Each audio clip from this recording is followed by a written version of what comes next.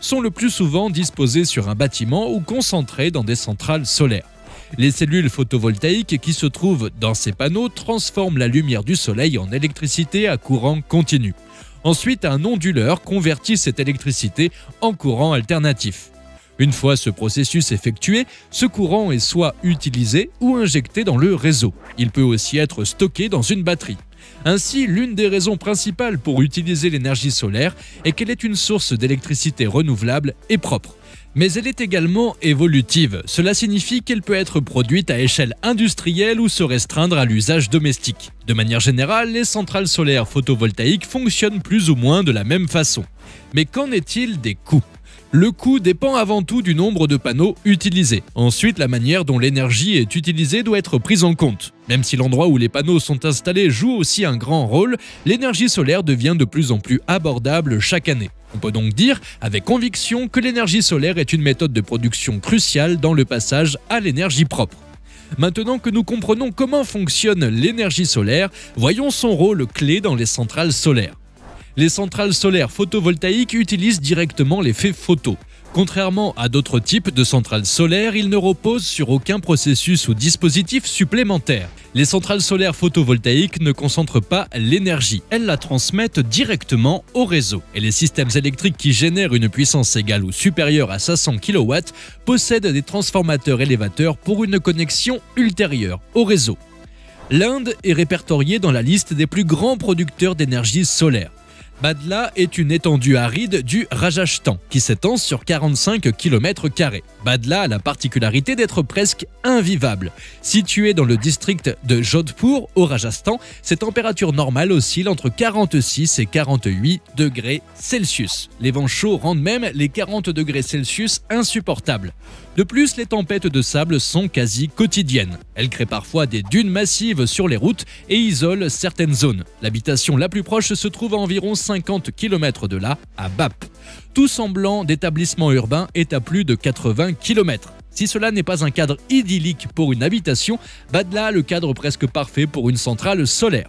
Ainsi, ce terrain sablonneux, sec et aride abrite la plus grande centrale solaire de l'Inde. C'est là où plus d'1 million de panneaux de silicium scintillant alimentent le plan ambitieux de l'Inde. Cette centrale vise à générer 1 million de mégawatts d'énergie solaire.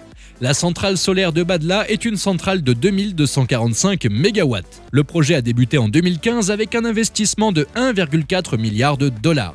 Ce projet a été divisé en 4 phases. Dans la première phase, des panneaux solaires ont été installés pour produire 65 MW d'énergie.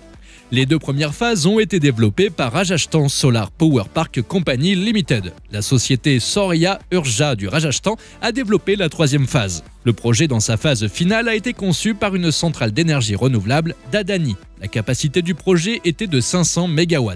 À ce jour, 10 millions de panneaux solaires produisent 2245 MW d'énergie.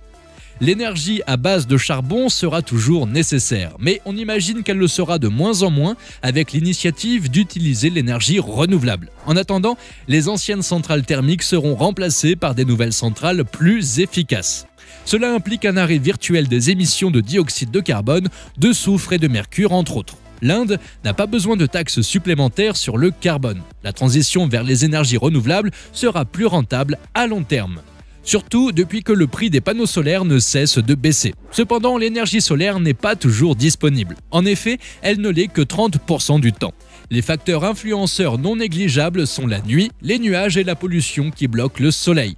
Cependant, les centrales thermiques peuvent fonctionner 80% du temps. Techniquement, les panneaux solaires ne produisent pas d'énergie la nuit. Les cellules photovoltaïques mentionnées plus tôt doivent avoir accès à la lumière du soleil pour produire de l'énergie.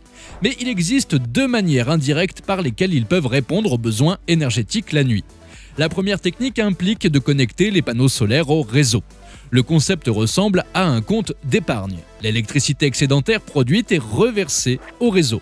Cela permet d'utiliser l'électricité du réseau pendant la journée, tandis que les panneaux solaires produisent de l'électricité. Celle-ci est stockée dans le réseau. Ensuite, la nuit, lorsque les panneaux solaires ne produisent pas d'électricité, les crédits d'énergie déposés sur le réseau sont utilisés. Une autre méthode consiste à ne pas déposer l'énergie produite sur le réseau.